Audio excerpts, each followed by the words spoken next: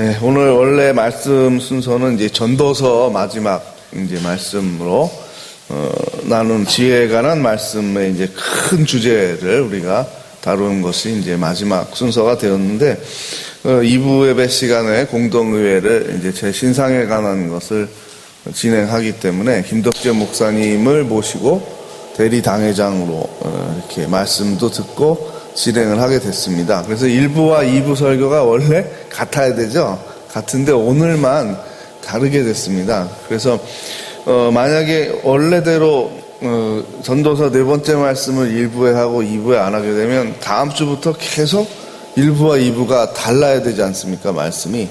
그러면 너무 힘들어질 것 같아서 고민을 했습니다. 그러다 지혜에 관한 말씀 중에 작년에 제가 이 마음에 관한 것을 했는데 그때는 마음에 관한 주제를 하면서 마음에 관해서 2개의 설교를 드렸던 것입니다. 근데 같은 본문이지만 다시 이제 올해 큰 주제인 지혜 관점에서 다시 마음에 대한 것을 중요한 본문이 있는데 작년에 했기 때문에 이번에 잠언할 때 지나갔거든요, 이것을. 그래서 이걸 다시 복습하는 걸로 그렇게 했습니다. 한 11개월 전에 이 말씀을 드렸던 것입니다.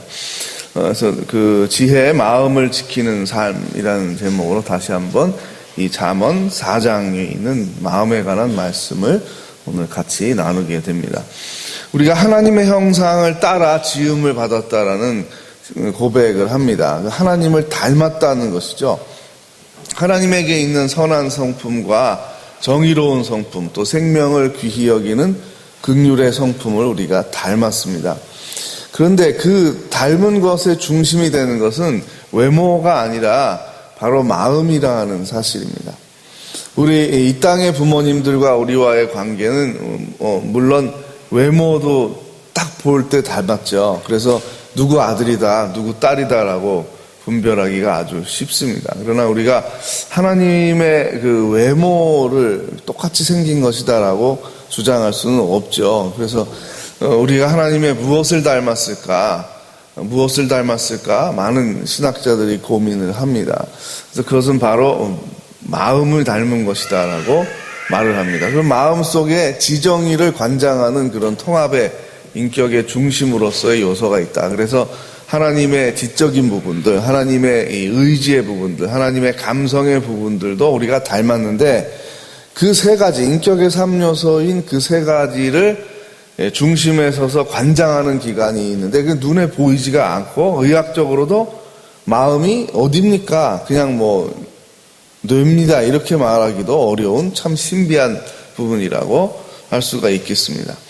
그래서 우리가 마음의 존재를 인정을 하고 누구나 언어를 사용하고 실제로 마음이 아프다라는 단어도 사용을 하죠. 그러나 어디 있는데 어디가 아픈 것인데 라고 말하면 구체적으로 그 위치를 설명할 수는 없습니다. 그래서 마음이 아프면 우리의 온 존재가 아픈 것이죠. 다리가 아프면 다리의 여기가 아프다라고 지적을 하지만 마음이 아프면 특정 부위가 아프다는 것이 아니라 나라는 사람의 삶이 전 존재가 지금 고통 가운데 있다라는 것을 표현합니다. 그만큼 이 마음이라는 것은 우리의 전 존재를 가리키는 말이라고 할 수 있습니다. 그래서 우리가 몸의 건강이 너무 소중하다는 것 잘 알고 있지 않습니까? 텔레비전의 프로그램이나 또 시중에 나와 있는 책들을 보면 몸의 건강에 대한 책이 점점 마치 무슨 의학서적을 읽듯이 전문화돼서 지금 나오고 있다는 것을 보게 됩니다. 그리고 읽어보면 정말 참 신기합니다. 그리고 이걸 몰랐구나, 이걸 먹어야지, 이걸 잘 먹어야지 그런 생각이 들도록 아주 정말 책도 잘 쓰고 설명도 너무나 잘합니다. 그렇다면 우리도 마음을 지키기 위해선, 몸의 건강을 지키기 위해서 보약을 먹고 좋은 채소와 현미밥을 꾸준히 먹어야 된다라는 것을 알고 있듯이 마음의 보물, 우리의 몸의 보물인 이 마음을 지키기 위해서 우리는 하나님의 말씀을 잘 읽고 묵상해야 된다는 것을 아울러 생각하게 됩니다. 왜냐하면 이 마음이 부패하게 되면, 마음이 상하게 되면 좋은 말을 들어도 그것이 부분적으로는 수긍이 되지만 내 마음의 전적인 것으로 받아들이지는 못하게 된다는 것입니다. 그래서 하나님께서 변화를 요구하고 변화를 시켜줄 만한 성령 하나님의 그런 생명력, 에너지를 우리에게 부여해도 내가 완강하게 방어를 하게 되면은 변화가 일어나기가 어렵게 됩니다. 또 성경 말씀에 대한 것만 그런 것이 아니죠. 인간 관계의 전반 부분이 다 닫히게 됩니다. 사랑을 표현해야 되는 가족 관계도 그렇고 또 신뢰하고 함께 힘을 합쳐야 되는 사회생활, 직장의 동료들과의 관계도 다 마찬가지입니다. 우리의 마음이 상하게 되면 건강한 말을 표현하기가 어렵게 되죠. 우리의 마음이 상하게 되면 내 책임을 다하는 사명을 완수하기도 어렵게 됩니다. 그만큼 나의 생명 에너지가 쇠퇴할 수밖에 없게 되기 때문에 그렇습니다. 그래서 성경 곳곳에는 그러한 말씀을 우리의 마음이 소중하다는 말씀이 들어 있습니다. 시편 69편 20절에 보면 비방이 나의 마음을 상하게 합니다라는 표현이 나오고요. 잠언 15장 13절에 보면 마음의 근심은 마음을 상하게 합니다라는 표현이 나오고 있습니다. 그만큼 우리의 마음의 근심거리나 다른 사람들이 나를 싫어한다라는 것, 더욱이 내가 죄책감에 빠져서 하나님께서 나를 싫어하신다라는 생각을 갖게 되면 우리의 마음은 점점 어떻게 된다고요? 더운 여름날에 냉장고에 보관하지 않은 음식이 어떻게 됩니까? 상하게 되죠. 상한다고요. 그래서 마음이 상한다라는 것, 부패한다는 것이죠. 썩게 된다라는 것입니다. 제대로 그 구실을 할 수가 없게 된다는 것이죠. 음식의 구실을 못하게 되니까 결국은 쓰레기통에 버리게 됩니다. 상한 음식을 먹을 수가 없는 것이죠. 그래서 우리의 마음이 건강한가라는 것을 어떻게 점검하는가? 크게 세 가지의 지표를 주보의 요지에 이제 적어 드렸습니다. 여러분, 4번에 보면 4번에 1, 2, 3의 질문이 있습니다. 4번에 1, 2, 3의 질문이 있는데 이것을 여러분 오늘 주무시기 전에 한 번 더 성경 말씀, 주일날 받은 말씀을 가지고 한 번 더 묵상을 좀 하시기 바랍니다. 그래서 1번의 질문이 무엇이었는가 하면 나의 말과 행동은 하나님을 찬양하고 그리고 감사하는 데 익숙한가? 내 마음의 중심이 감사가 되어 있는가? 하나님에 대한 감사가 중심인가라는 질문입니다. 1번에 대해서 한번 곰곰이 생각해 보시고 한번 답을 적어 보시고요. 그리고 그렇지 않다면 그 원인이 뭘까? 왜 그럴까? 내 마음의 감사가 왜 중심이 되지 않았을까라는 부분을 좀 요소들을 좀 생각을 해 보시기 바랍니다. 두 번째, 나의 말과 행동이 가족과 이웃에는 이제 지역 주민들뿐만 아니라 직장의 동료, 학생들은 학교의 친구들 다 포함이 되겠죠. 가족과 이웃을 격려하고 칭찬하는데 혹은 고마워하는데 익숙한가라는 질문을 두 번째 할 수가 있겠습니다. 세 번째는 나의 말과 행동이 나 자신을 긍정하고 내가 더 성장하도록 사회 속에서의 리더십이나 아니면 교회 안에서의 영적인 리더십이 더 성장하도록 나를 격려하고 고무시키고 있는가라는 세 가지 질문이 중요합니다. 이 세 가지 질문이 다 4번의 주제와 관련이 있죠. 그래서 4번을 보면 마음을 지킨다는 뜻은 하나님과의 친밀한 교제를 통하여 우리의 말과 행동의 습관을 선하게 변화시킨다는 것입니다. 그리고 세 가지 질문을 하게 됩니다. 마음을 지킨다는 것이 무엇입니까? 그것은 하나님과 친밀한 교제가 이루어지고 있어야 한다는 것이죠. 하나님으로부터 부여받은 마음입니다. 우리가 하나님을 닮았다 했을 때 제일 먼저 기억해야 되는 것은 이성이 아닙니다. 그러니까 생각하는 능력이 아니다라는 거죠. 그리고 어떤 불굴의 의지, 할 수 있어, 불굴의 의지, 그것도 아니라는 겁니다. 아름다움에 감흥할 수 있는 감성과 예술적인 능력, 이 세 가지 요소가 다 중요하죠. 다른 동물들과 차별성을 갖게 되는 귀한 구별점입니다. 그런데 가장 중요한 것은 마음이라는 것이죠. 이 마음은 무엇입니까? 하나님과 교제를 하는 것이죠. 하나님과 교제를 이룰 수 있는 가장 중요한 소통의 기관이라고 말할 수 있고 통로라고 말할 수가 있습니다. 그래서 성경 말씀을 읽고 예배를 드리고 기도를 하고 설교를 듣고 할 때 하나님과의 친밀한 교제가 이루어지는가라는 것이 더 근원적인 질문이라고 할 수 있겠습니다. 그리고 나서 세부적인 1, 2, 3의 질문에 우리가 한번 응답을 해보시는 것이죠. 자, 그리고 이제 여러분 설교를 들으셔서 이제 알고 있습니다. 근데 문제가 생기면 이것이 저절로 해결되는 것은 아니다라는 것을 잘 알 수 있습니다. 오늘 우리가 읽은 본문을 다시 한번 보면요.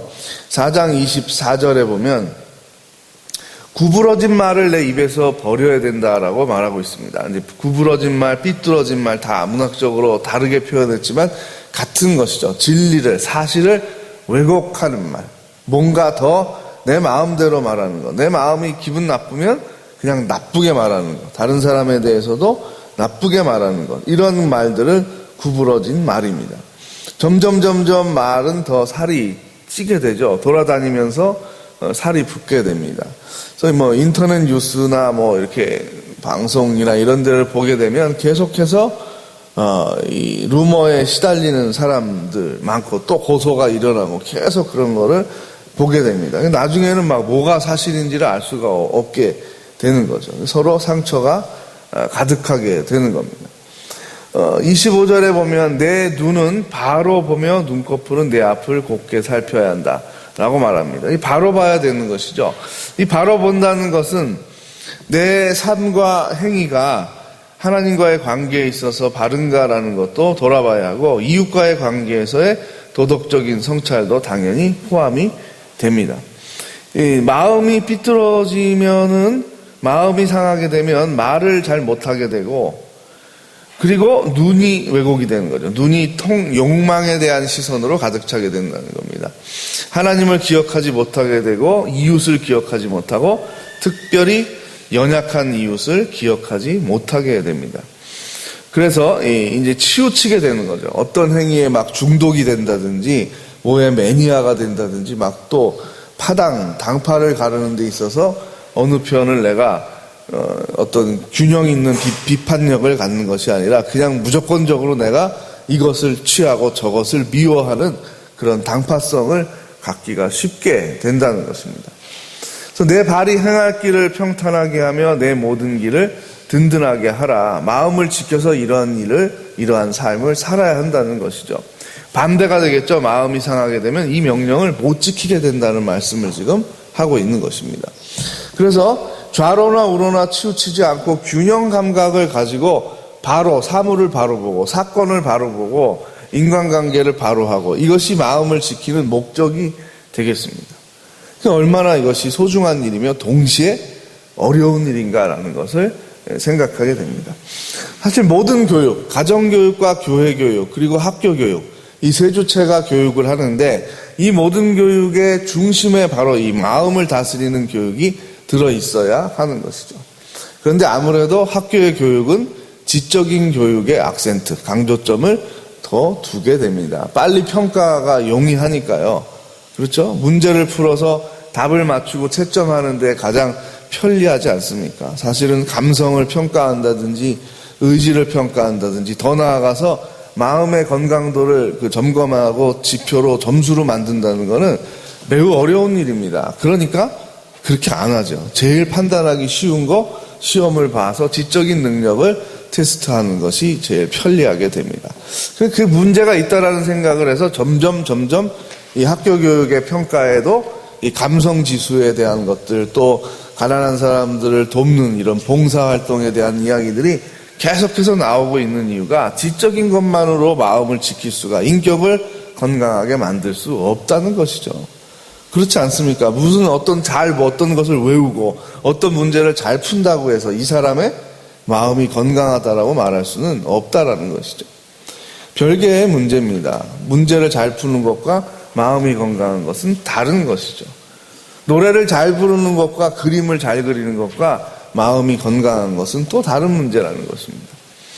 그래서 새 교육의 주체가 놓치기 쉬운 것이 이 마음에 관한 것인데 마음을 우리가 어떻게 지킨다라는 게 뭡니까? 원래 좋은 것이 있다라는 것이죠.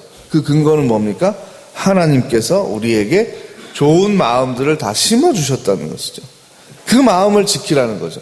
하나님이 원래 우리에게 창조의 계획 속에서 우리에게 주시고자 했던 것들, 그 마음의 씨앗들이 다 우리에게 심어져 있는데 그걸 잘 지켜야 된다는 거죠. 상처로 인해서 그것이 자꾸 훼손이 되고 또 상하게 되니까 원래 주셨던 하나님의 마음이 제 기능을 발휘하지 못하게 된다는 것입니다. 이렇게 마음을 지켜서 25절부터 27절까지 말씀한 대로 마음이 제 기능을 해서 우리의 눈과 발과 이 삶이죠. 행동을 바로하게 하는 마음을 지키게 됐을 때 유익한 열매들이 나타난다고 말씀하고 있습니다.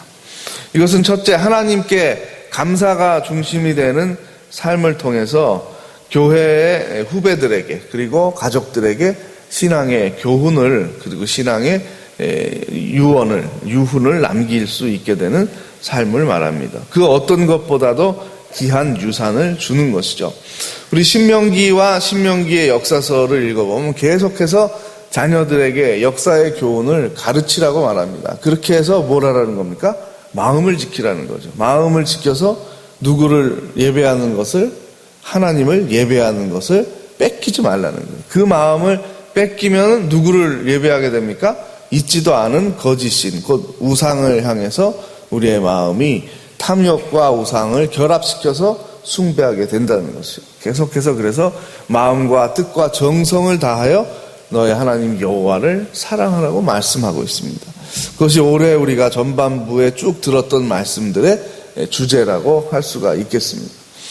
두 번째, 이 마음을 지키게 되면은 관용의 폭이 늘어나게 됩니다. 왜? 하나님의 시선을 갖게 되는 거니까요. 하나님의 관점을 갖게 되는 것이니까. 하나님과 닮은 마음을 공유하게 되는 것이니까 하나님처럼 마음이 넓어지게 된다는 것입니다. 그래서 직장의 동료에 대해서도 관대하게 되고 가족들에 대해서도 물론이고 또 함께 신앙생활하는 교우들에 대해서도 관대한 마음을 갖게 됩니다. 좋은 뜻으로 하려고 했는데 그게 능력에 붙여서 잘 안 됐겠지. 이렇게 생각을 하면 그것은 상처가 되지 않습니다. 그러나 의도적으로 나를 싫어하는 거야. 의도적으로 저자는 나를 방해하는 거야. 라고 해석을 하게 되면은 서로 마음에 상처가 되게 됩니다. 마음을 지키게 되면 세 번째로 우리의 삶이 됩니다. 나만의 이런 고립된 삶이 아니라 우리의 삶이 나타나게 되면서 삶의 열매들을 같이 건설해 가는 것이죠. 가꾸어 가는 것이죠. 농사를 혼자 지을 수 없는 거 아닙니까? 같이 농사를 지어야 되고 거기에 하나님의 은혜가 임해야 되죠. 자연의 요소들이 뒷받침이 돼야 열매들을 맺을 수가 있습니다. 그러므로 어떤 사람이 맺은 열매, 또 어떤 특정한 가족들이 맺은 열매, 또 심지어는 더 크게 말해서 어떤 기업이 창출한 이런 수익, 이런 모든 것들도 그들만의 것은 아니다라는 것입니다. 우리가 함께 만들어가는 것이죠. 상호 관련이 있습니다. 그래서 우리 것이라는 생각이 나타나게 됩니다. 내 것이라는 것이 마음이 상했을 때 더 나타나는 현상이고요. 하나님 주신 마음이 회복됐을 때 우리의 마음이 자리를 잡게 되는데 이 우리의 지평이 얼마나 넓게 되는가 하면은 바로 어디까지? 원수까지 가게 되는 것이죠. 사람 중에는 원수까지도 우리의 사랑의 대상이 된다. 친구의 대상이 된다라는 것을 말씀하고 있고요. 그 본을 보여주신 것이 바로 예수 그리스도의 십자가 사건이죠. 그 이후에 예수님의 영으로 충만해서 선교를 하다가 순교하는 사람들도 더 그 마음밭이 누구를 닮은 겁니까? 예수님을 닮은 거죠. 그러니까 돌에 맞아 죽으면서도 그 원수들을 향해서 나를 죽이는 나에게 이렇게 참혹한 고통을 준 원수들에 대해서 저주의 마음이 들어야 자연스러운 것이죠. 그 인간의 자연스러운 것을 이겨내는 하나님의 영이 충만하게 됐을 때 저들을 용서하여 주십시오 라고 말하는 예수님과 같은 기도를 드리게 된다는 것입니다. 심지어는 피조세계 전체를 아우르는 마음이 생기게 됩니다. 사람 끝까지, 사람 가운데 끝이 이제 원수가 되는 거죠. 원수에게까지 가는 것을 넘어서 사람이 아닌 이 생태계 전체까지 내 마음으로 생각을 하게 됩니다. 야, 내가 일평생 살아가는 동안에 지구에 이렇게 많은 해를 입히면 안 되지. 왜? 더불어 살아야 되는데. 이 지구라는 별이 나 혼자 소유하는 게 아니잖아. 나의 사랑하는 가족들이 써야 되고, 나의 친구들이 써야 되고, 그리고 내 후손들이 써야 되는데, 내 눈에는 손자, 손녀들밖에 안 보이지만 조금 있으면 증손자들이 나타날 것이고, 예수님께서 오시기 전까지 계속해서 나의 손자, 손녀들이 대를 이어서 이 땅에 존재한다는 아주 큰 생각을 갖게 됩니다. 사람뿐만 아니라 생태계 전체가, 지구의 환경이 보존이 돼야 사람도 살 수 있다라는 생각을 갖게 됩니다. 이것은 원래 피조물이 가질 수 있는 생각이겠어요? 불가능한 거죠. 어떤 피조물이 전체 피조세계를 생각해서 그 마음을 가지고 기도를 하겠습니까? 사자가 하겠습니까? 원숭이가 하겠습니까? 난초가 하겠습니까? 소나무가 하겠습니까? 이건 불가능한 일입니다. 누구의 의식이 들어오는 겁니까? 하나님의 의식이 들어오는 겁니다.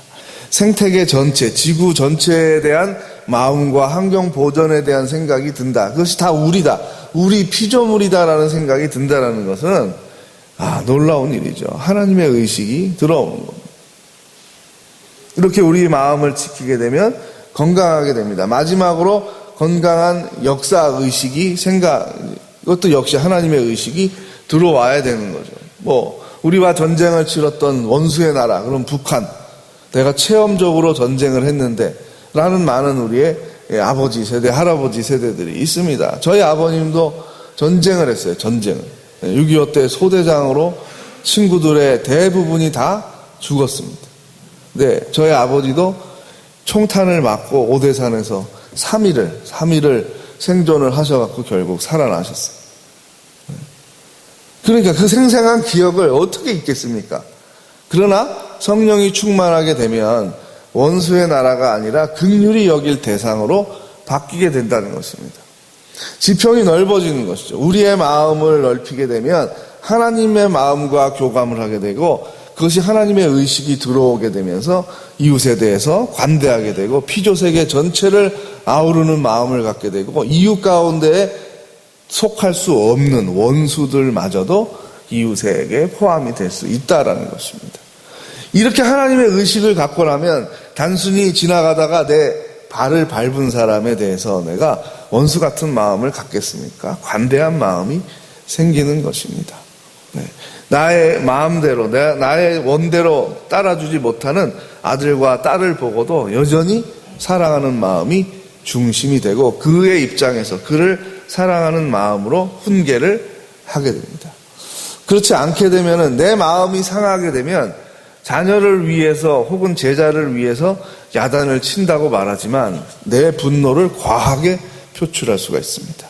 요 정도만 야단을 치고 교훈을 이제 전해야 되는데, 내가 내 마음을 다스리지 못하니까 이만큼을 야단을 치고 이미 아이나 제자의 마음이 다 상해 있는데, 그 다음에 막 얘기를 해요. 내가 너를 때린 거는 너를 위해서 그런 거다. 아무리 얘기를 해봐야 전달이 안 되는 거죠. 그러면. 네. 그래서 참 우리가 마음이 예민한 존재라는 생각을 다시 한번 생각하게 됩니다. 시간이 흐르면 저절로 마음이 회복되는 것이 아니라 그리스도와의 제자됨의 훈련, 영적인 훈련을 통해서 우리의 마음이 지탱이 됩니다. 하나님께서 우리에게 주신 좋은 마음들이 예배를 통해서 회복이 되는 것이죠. 예배의 각각 그 요소들이 더 살아서 움직일 수 있도록 우리가 평일, 주중의 삶 가운데서도 말씀과 찬양과 기도와 헌신의 삶이 이어져야 합니다. 그것이 이어지는 가운데 주일날 예배를 드릴 때 하나님이 나의 마음에 성령을 부어주시고 생명 에너지를 부어주시고 깨달음을 주시고 지혜를 주시고 계속해서 나에게 좋은 것을, 선한 것들을 부어주시는 것이죠. 나의 마음에, 우리의 마음에 하나님을 닮은 것이 어떤 것이 있는가를 이제 돌아보게 됩니다. 우리의 삶 가운데에 내가 마음을 다스려서 하나님 기뻐하시는 열매들을, 그런 씨앗들을 뿌리게 되는 것을 우리가 기대하게 됩니다. 우리의 마음을 성령께서 인도하시는 대로 순종하는 가운데 내가 지혜로운 사람이 되고 있다는 것을 느끼고, 이건 정말 감사한 것이죠. 내가 지혜로운 사람이 되고 있구나. 단지 공부를 잘하는 사람, 기억력이 좋은 사람, 돈을 잘 버는 사람이 아니라 하나님께서 기뻐하시는 지혜로운 사람이 내가 되어가고 있구나. 그건 재미가 있는 거죠. 신앙생활에 재미가 있는 겁니다. 나 같은 사람도 변화가 되는구나. 내 마음이 상당히 견고한 줄 알았는데 마음이 따뜻해지고 바뀌고 있구나라는 놀라운 변화를 내가 경험하게 되는 겁니다. 그렇게 되면 다른 사람들을 위해서 내가 이제 또 중보 기도자의 역할도 하게 되죠. 이 좋은 체험을 나의 배우자도 좀 하면 좋겠다. 내 아들, 딸들도 하면 좋겠다. 우리 구역의 김집사도 하면 좋겠다. 박권사도 하면 좋겠다. 그렇게 마음이 점점 에너지가 확장이 되는 겁니다. 그럼 거리에 지나가는 사람들도 그냥 보통 사람들로 보이지 않는 것이죠. 내가 전도를 해서 저 중에 한 사람이라도 함께 신앙생활할 수 있으면 얼마나 좋을까라는 생각까지 점점 이르게 되는 겁니다. 이토록 우리 마음은 가만히 내버려 두면 아무 문제가 없는 것 같지만 점점 마음이 상하게 된다는 것을 다시 한번 기억하는 가운데 하나님께서는 우리에게 예배를 통해서 예배의 4가지 요소를 통해서 우리의 마음이 건강하고 아름답게 회복되기를 원하신다는 것을 다시 한번 기억하시기 바랍니다. 이제 말씀을 맺겠습니다. 하나님께서는 우리의 마음이 그리스도의 사랑을 통하여 회복되기를 바라십니다. 아멘. 하나님께서는 우리의 마음이 회복되어 우리가 마음을 다해 하나님과 이웃을 사랑하기를 원하십니다. 아멘. 성령께서는 우리가 우리의 마음을 지키며 바른 선택과 열매 맺는 삶을 살도록 돕고 계십니다. 아멘. 우리 나의 마음을 정금과 같이 이 찬양을 드리겠습니다.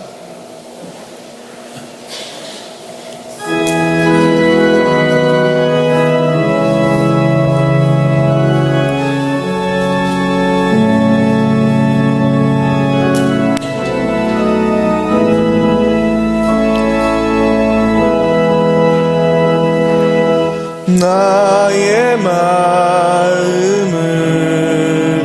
정금과 같이 정결케 하소서.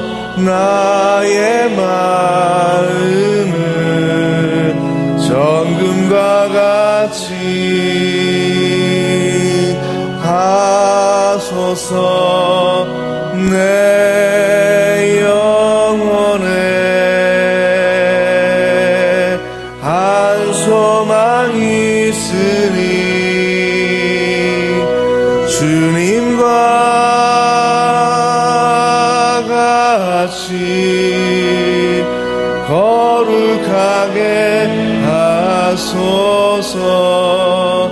나의 삶을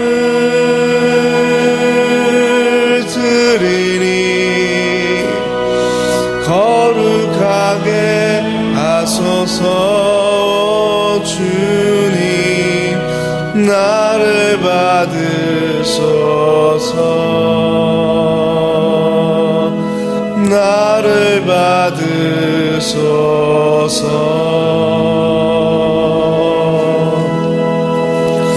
네, 우리 합심해서 기도드릴 때 우리의 마음을 잘 다스리고 지켜서 하나님 원래 우리에게 주셨던 마음이 보존되며 그 마음, 건강하고 아름다운 마음을 통해서 우리의 말과 행동이 열매 맺는 삶, 하나님 기뻐하시는 열매 맺는 삶을 살게 해달라고 함께 기도하겠습니다.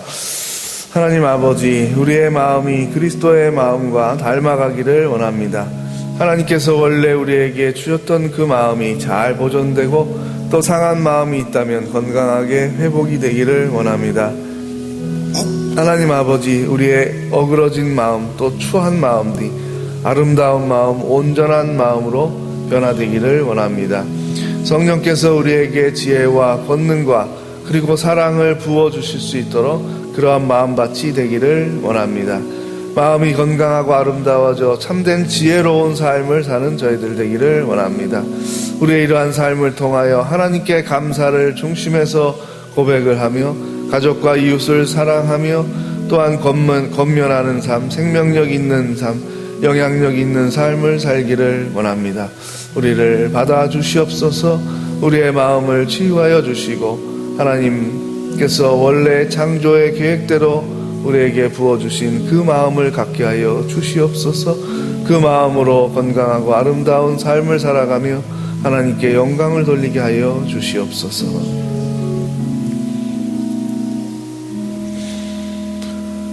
우리의 마음이 하나님을 닮기를 원합니다. 그리스도를 닮아가는 성숙에 이르기를 원합니다. 하나님께 영광을 돌리며 이웃에게 유익을 주는 삶을 살기를 원합니다. 사랑하는 가족들과 교우들과 일터의 동료들과 이웃 사촌들에게 아름다운 말, 건강한 말, 칭찬과 격려의 말을 아끼지 않는 우리들 되기를 원합니다. 바른 선택과 바른 행동을 하기를 원합니다. 그 모든 것을 우리의 인격을 주관하는 우리의 마음밭이 건강해지기를 원합니다. 하나님의 말씀과 하나님의 지혜와 하나님의 능력과 사랑이 충만하게 임할 수 있는 우리의 마음이 되기를 소원합니다. 우리의 그러한 마음, 그리스도를 닮은 마음으로 갖고 가주시고 저희는 순종하며 하나님을 닮아가게 하여 주옵소서. 우리에게 마음을 부여하신 예수 그리스도의 이름으로 기도하옵나이다. 아멘.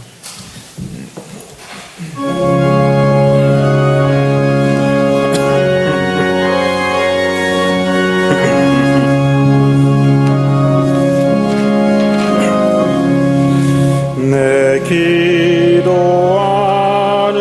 그 시간 그때가 가장 즐겁다. 이 세상 근심 걱정에 얽매인 나를 부르사 내 진정 소원 주 앞에 낱낱이 바로 아래요. 금 불행 당해 슬플 때 나 위로 받게 하시네. 내 기도하는 그 시간 내게는 가장 귀하다. 저 광야가 세상을 끝없이 방황하면서 위대한 길로 나갈 때 주께서 나를 이끌어 그 보좌 앞 나아가 그 은혜 받게 하시네. 기도하는 그 시간 그때가 가장 즐겁다. 이때껏 지은 큰 죄로 내 마음 심히 아파도 참마음으로 뉘우쳐 숨김없이 아뢰면 주 나를 위해 복 주사 새 은혜 부어 주시네.